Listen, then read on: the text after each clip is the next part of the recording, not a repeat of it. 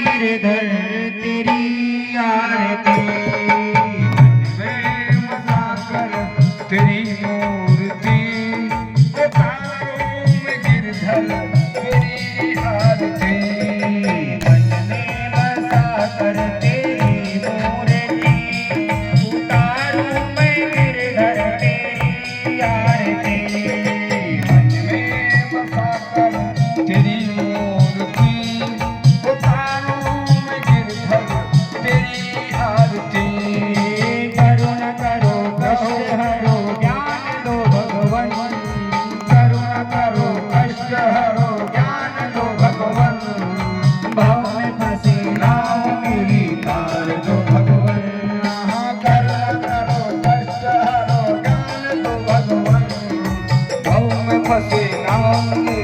तार दो भगवन दर्द की दवा तुम्हारे पास है दर्द की दवा तुम्हारे पास है जिंदगी दया की है भीख मांगती बसाकर तेरी मूर्ति उतारूं मैं गिरधर तेरी आरती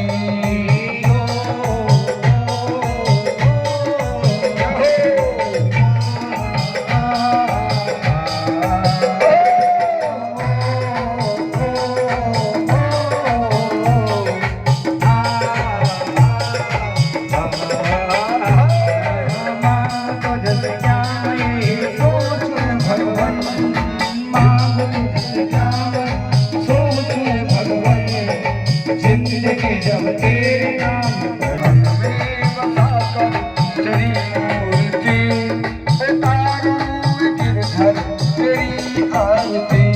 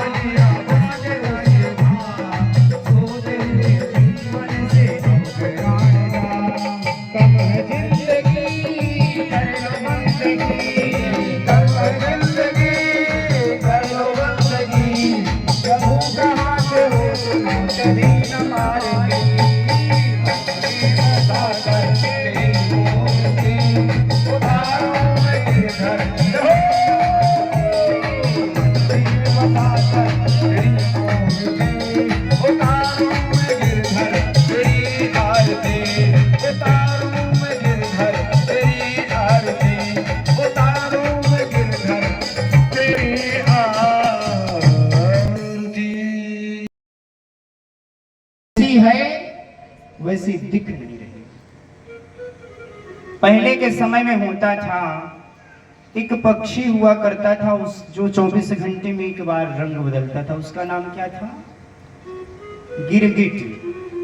पर आज का मानव ऐसा हो गया कि गिरगिट बेचारा 24 घंटे में एक बार रंग बदलता था, पर आज का मानव 24 घंटे में 24 बार रंग बदलता है।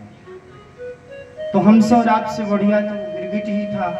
और इस स्थिति में आकर के हम कहें कि ये जगत सत्य है, तो ये हमारी और आपकी भ्रांति है। ईश्वर सत्य, जगत मिथ्या। ईश्वर के अतिरिक्त इस दुनिया में सत्य कुछ भी नहीं है। सृष्टि में परिवर्तन आता है, पर ईश्वर में परिवर्तन नहीं आता है। आज से 100 साल पहले भी हमारे ठाकुर जी की एक टांग टेढ़ी थी, और देखो आज 100 साल बाद भी टेढ़ी ही है। कोई परिवर्तन नहीं आया, कोई ऑपरेशन नहीं बना, और आज से 500 साल बाद भी टेढ़ी ही रहेगी। कोई ऑपरेशन उनका नहीं हो सकता। इसलिए जिसमें कोई परिवर्तन ना आए वही सत्य है, और जिसमें परिवर्तन आ जाए वो सत्य नहीं हो सकता। तो भागवत कथा से सबसे पहले हमें क्या प्राप्त होता है? सत्य की अनुभूति होती है।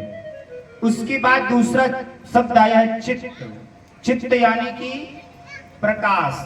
जब हम भागवत कथा श्रवण करने बैठते हैं तो हमारे अंदर ज्ञान रूपी प्रकाश का प्रभाव फैलता है। जब ज्ञान रूपी प्रकाश का प्रभाव फैलता है तभी जाकर के हमें भगवान के चरणों की अनुरक्ति मिल पाती है, भगवान के चरणों की सानिध्यता ग्रहण हो पाती है। इसलिए भगवान का सानिध्य ग्रहण हो सके उसके लिए श्रीमद् भागवत कथा श्रवण करना अत्यंत आवश्यक है। तीसरा शब्द आया है आनंद। आनंद की परिभाषा क्या है? आनंद किसे कहते हैं? बताओ बताओ मैया जी, बब्याल की माताओं, बताओ आनंद क्या है? आनंद किसे कहते हैं?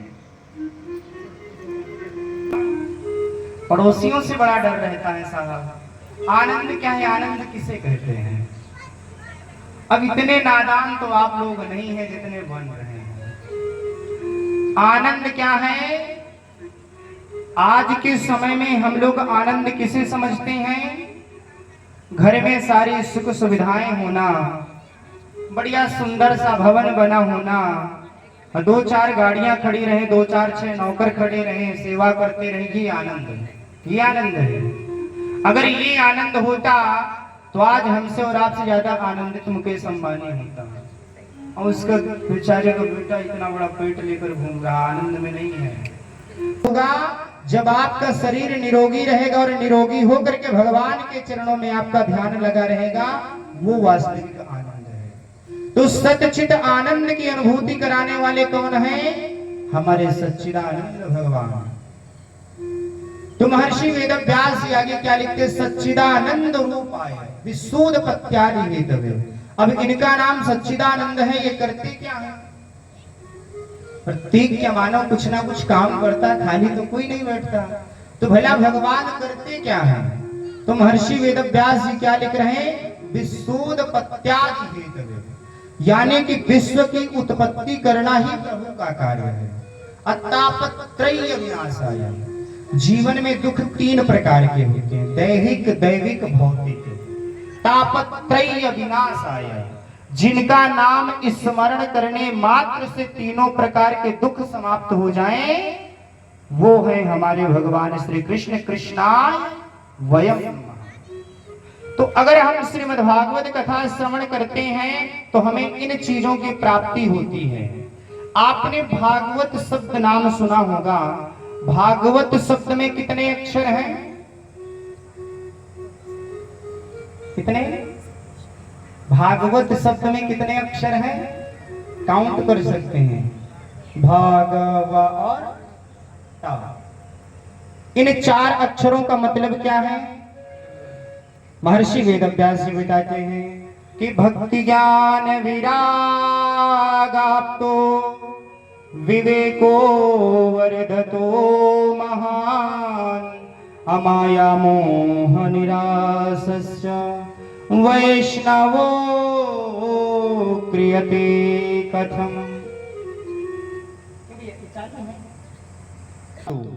अविवेको वर्धतो महान माया मोह निरासश्च वैष्णवो क्रियते कथम।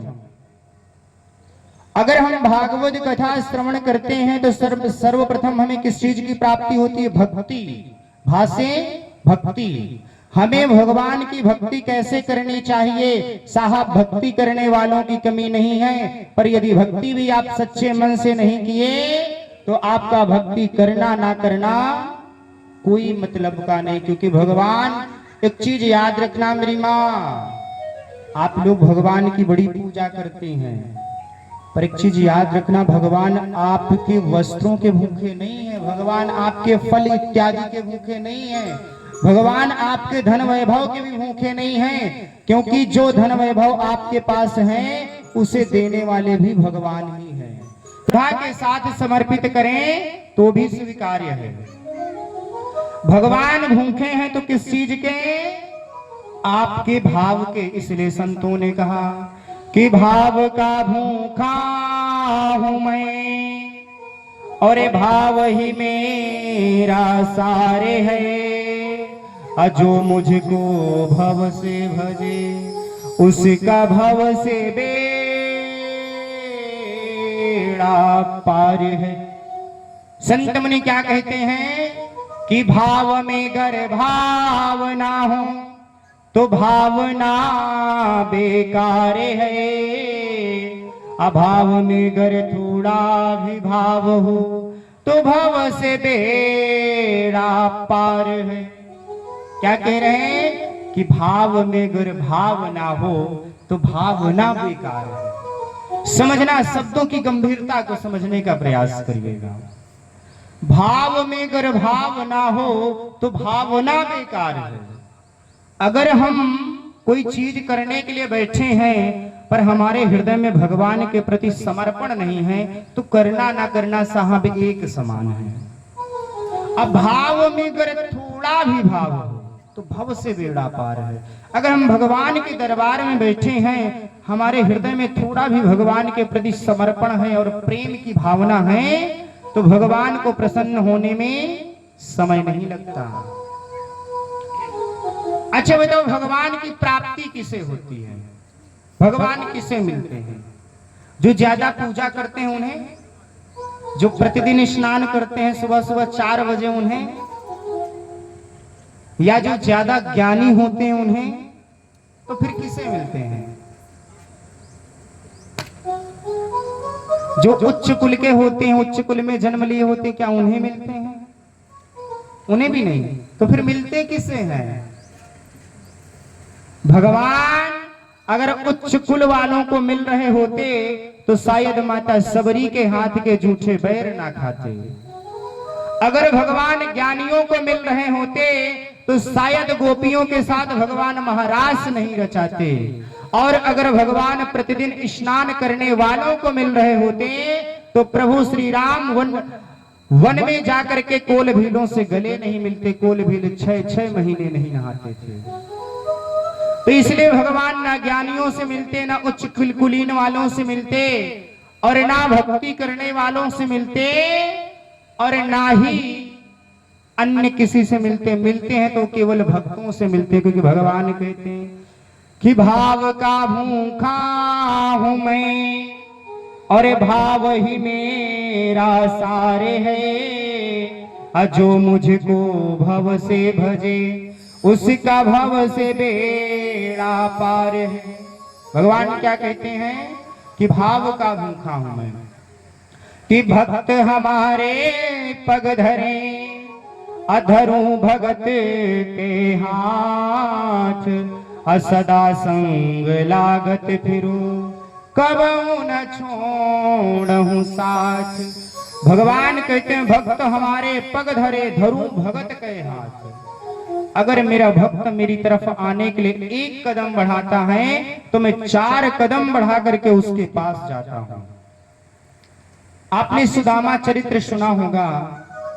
भगवान श्री कृष्ण और श्री सुदामा जी महाराज की मित्रता के बारे में।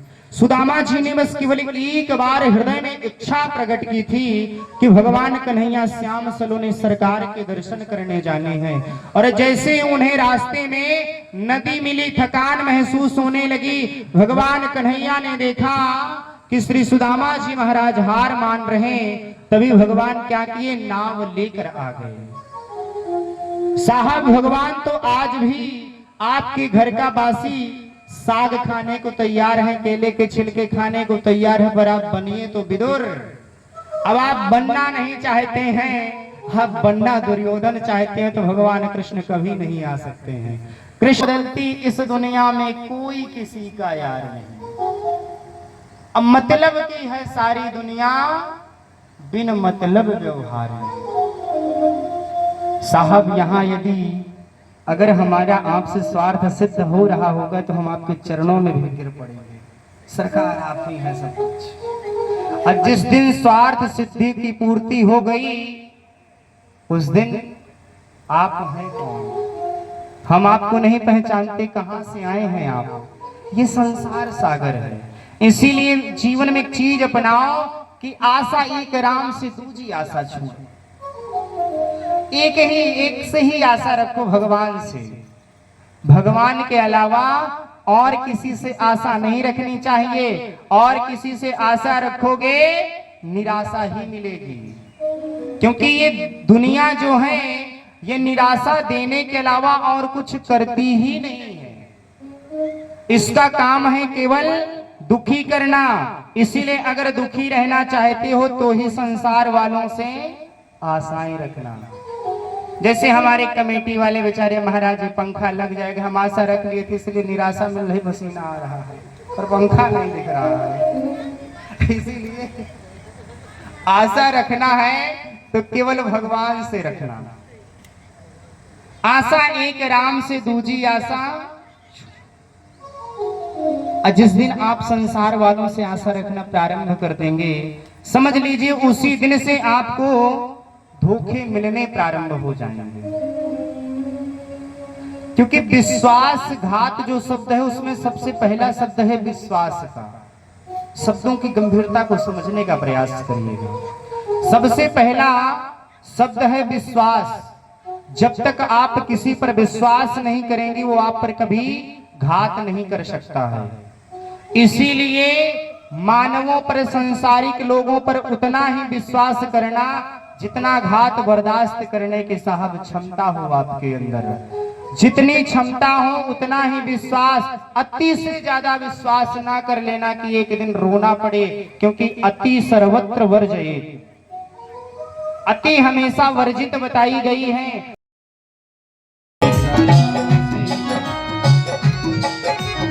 सभी लोग प्रभाव से तालियां बजाते हुए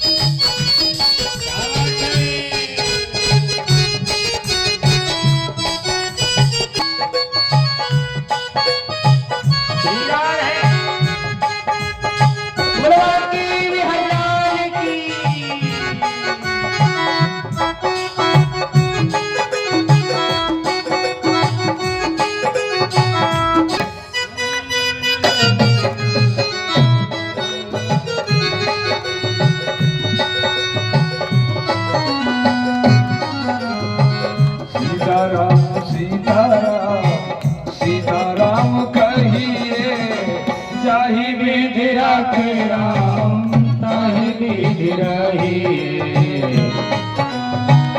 सीताराम सीताराम कहिए, जाहि विधि राखे राम।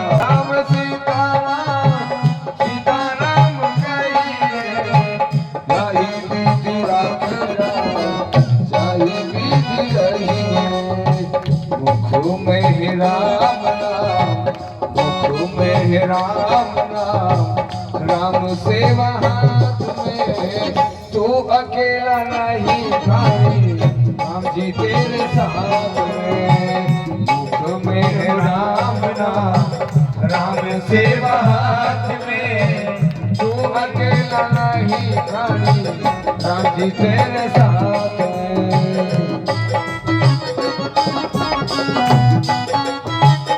श्री राधे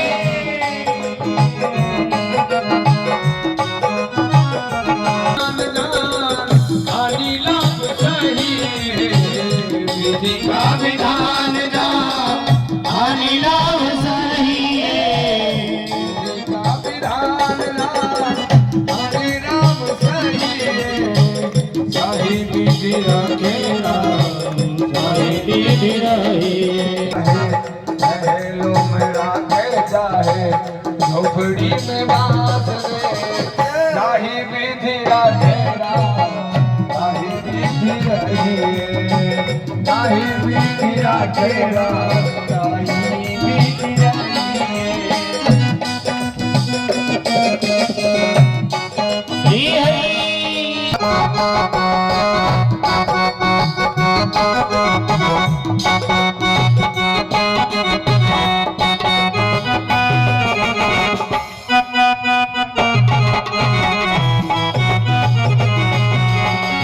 सीताराम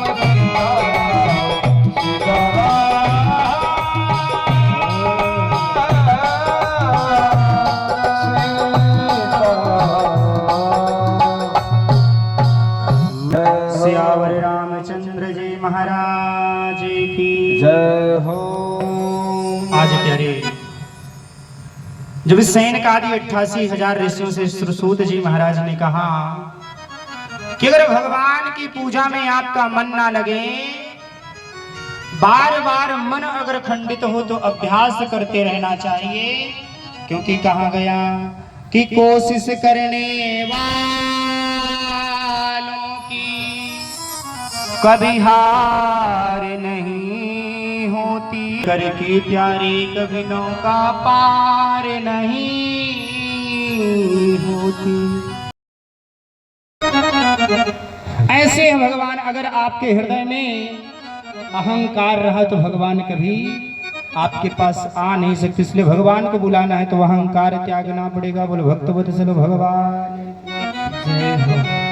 तेरे हाथों में जो क्या बात है, राखी बंधी है जय जय, वही तो कन्हैया मेरी जिंदगी है, वही जिंदगी हो। तेरे हाथ में जो राखी बंधी है वही तो कन्हैया मेरी जिंदगी है, मेरी जिंदगी है।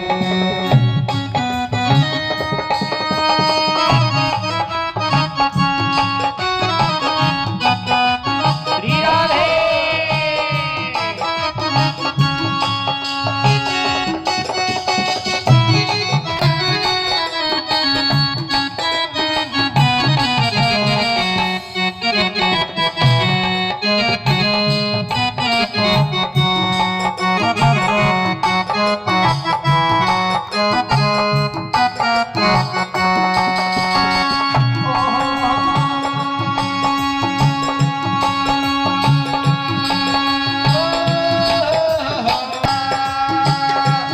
याद करो तुम उस दिल की, याद करो तुम उस दिल की, याद करो तुम उस दिल की। उंगली कटी थी और फटी थी, बात की बात की साड़ी साड़ी के साड़ी उंगली बांधी वही तो कन्हैया मेरी जिंदगी है, वही तो कन्हैया मेरी जिंदगी है। मेरी जिंदगी है, मेरी जिंदगी है। और द्रौपदी कहती कहा कन्हैया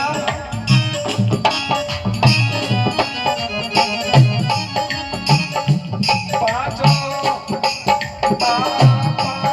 पति मेरे बैठे सभा में, पांचों पति मेरे बैठे सभा में, पांचों पति मेरे बैठे सभा में, पांचों पति मेरे बैठे सभा में।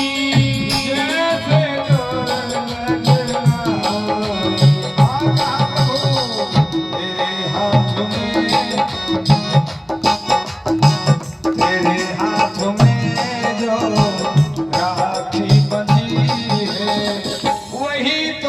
कन्हैया मेरी जिंदगी है, वही तो कन्हैया। वही तो कन्हैया मेरी जिंदगी।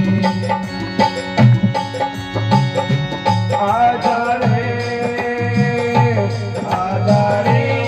मेरे देश में कन्हैया, आके लाज बचा रे। आजा रे ओ मेरे देश में कन्हैया।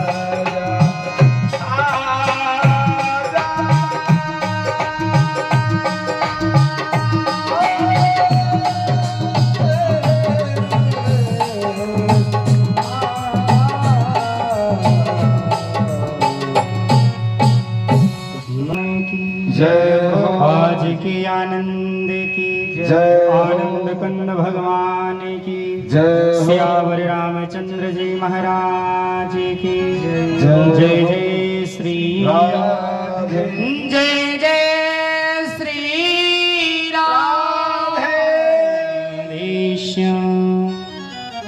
प्रिय भक्तों, महर्षि वेद व्यास जी लिखते हैं श्रीमद् भागवत महापुराण में कि एक बार देवर्षि नारद आज के समय में एक सबसे बड़े समाज की भ्रांति क्या हो चुकी है कि जो ज्यादा से ज्यादा चुगली करते हैं, चुगलीबाज होते हैं, उनको क्या कहा जाता है कि ये नारद है।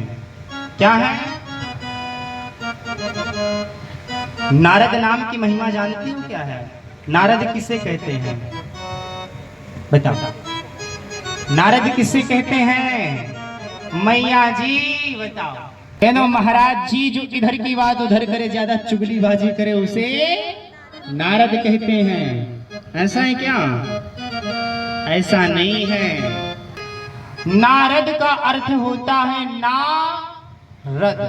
नारद जिसकी बात भगवान भी रद्द ना कर सके वो है नारद। नारद जी ने अगर कुछ कहा तो उसे भगवान विष्णु भी काट नहीं सकते हैं, भगवान नारायण भी उनकी बात को रद्द नहीं कर सकते, इसीलिए उनका नाम पड़ा नारद, जिनकी बात को कोई भी ना रद्द कर सके। और आप एक चुगलीबाज को नारद जी की उपाधि दे देते हैं। बताइए कितनी बड़ी भ्रांति है। इसीलिए चुगलबाजों को नारद ना कहिएगा। नारद वो हैं जिनकी बात को भगवान भी ना काट सके। नारद जी एक बार क्या हुआ, आज अगर हम और आप भागवत कथा सुन पा रहे हैं तो ये नारद जी की कृपा है। नहीं, अगर नारद जी कृपा ना किए होते तो आज हम और आप भागवत कथा श्रवण ना कर पा रहे होते। एक बार क्या हुआ कि देवर्षि नारद ने भगवान नारायण और माता लक्ष्मी के बीच जाकर के उनकी परीक्षा लेने के बाद, ब्रह्मा ब्रह्माणी की परीक्षा लेने के बाद भगवान शंकर और माता पार्वती की परीक्षा लेने के लिए कैलाश पर्वत पर पहुंच गए। अब कैलाश पर्वत पर पहुंचे भगवान भोलेनाथ बढ़िया तपस्या कर रहे थे गुफा में जाकर के। इधर माता पार्वती भवन में बढ़िया बैठी आनंद के साथ भगवान की प्रतीक्षा कर रही थी। अब देवर्षि नारद गए श्रीमन नारायण नारायण का भजन करते हुए। माता पार्वती ने देखा, कहा आओ प्रभु कैसे आपका आगमन हुआ देवर्षि। माता पार्वती ने कहा आप हमारे द्वार पर आए हैं और हम आपको भूखा जाने दें, ऐसा नहीं हो सकता है, क्योंकि अतिथि देवो भवः, अतिथि देवता के समान होता है, आपको कुछ ना कुछ ग्रहण करना ही पड़ेगा। देवर्षि नारद ने कहा नहीं ग्रहण करना है, क्योंकि अब इस झूठी दुनिया से हमारा विश्वास खत्म हो गया। इस दुनिया में सब झूठे, कोई किसी से सच्चा प्रेम नहीं करता। माता पार्वती ने कहा नहीं नारद जी, सब नहीं है ऐसे, आज भी कुछ अच्छे लोग हैं। देवर्षि नारद ने कहा एक भी अच्छे नहीं है, कोई किसी से सच्चा प्रेम नहीं करता है। तो माता पार्वती ने कहा आप कैसे कह सकते हैं कि कोई किसी से सच्चा प्रेम नहीं करता है? हमारे प्रभु भोलेनाथ को देखिए, हमसे कितना प्रेम करते हैं। अब जैसी माता पार्वती ने ये बात कही, नारद जी की सिद्धि पूरी हो गई। यही तो सुनना था नारद जी को। नारद जी ने कहा, माता क्षमा करना, बुरा ना मानना, आप भी भ्रांति में जी रही हैं। माता पार्वती ने कहा, ऐसा क्यों कह रहे हैं?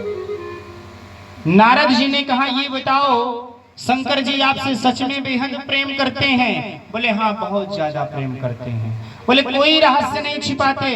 अरे बोले देवर्षि नारद, गुरु मंत्र किसी को नहीं बताना चाहिए, भगवान भोलेनाथ ने अपना गुरु मंत्र भी हमें बता रखा। बताओ इससे बड़ी बात क्या हो सकती है? देवर्षि नारद ने कहा, मतलब सब कुछ बता दिए? बोले हाँ, सब कुछ। तो देवर्षि नारद ने कहा, अच्छा ये बताओ, जो भगवान भोलेनाथ मुंडों की माला धारण करके रखे हैं, क्या कभी ये बताएं ये मुंडों की माला किसकी है और भगवान भोलेनाथ इसे क्यों धारण करते हैं? अच्छा, ये माताएं जो है ना, क्षमा करना, आप ही की तो संख्या है, कहीं कल से आप भी नाराज हो जाओ, ना आओ तो यहाँ तो फिर हो गई कथा। पर माताओं की एक विशेषता है, माताओं को प्रसन्न करना है, कुछ मत कीजिए, बस उनके मन के अनुसार दो बातें कर लीजिए, देखिए आपसे एकदम प्रसन्न हो जाएंगे तुरंत। ये बहुत अच्छे हैं।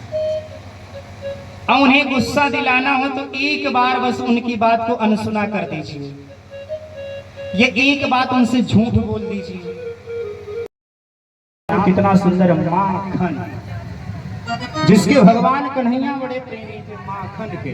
अब देखना ये माखन की तरीके कैसे कोमल सुंदर भजन गाएंगे कि आप लोग एकदम हाजिरी लगाते हैं। हेलो चंदन और अमीर बनी डोल तेरे चरणों के सतगुरु, चंदन और अमीर बनी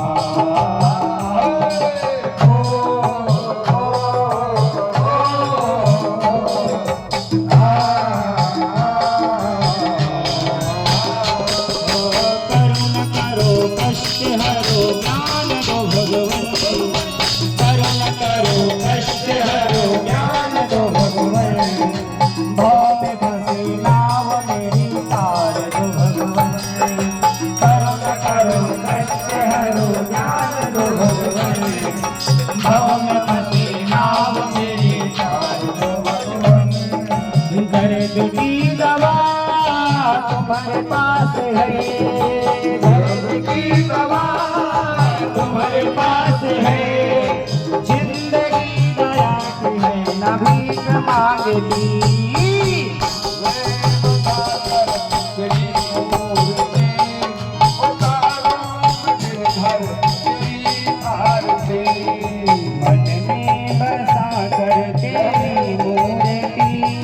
उतारो मैं गिरधर तेरी आरती। तेरी मूर्ति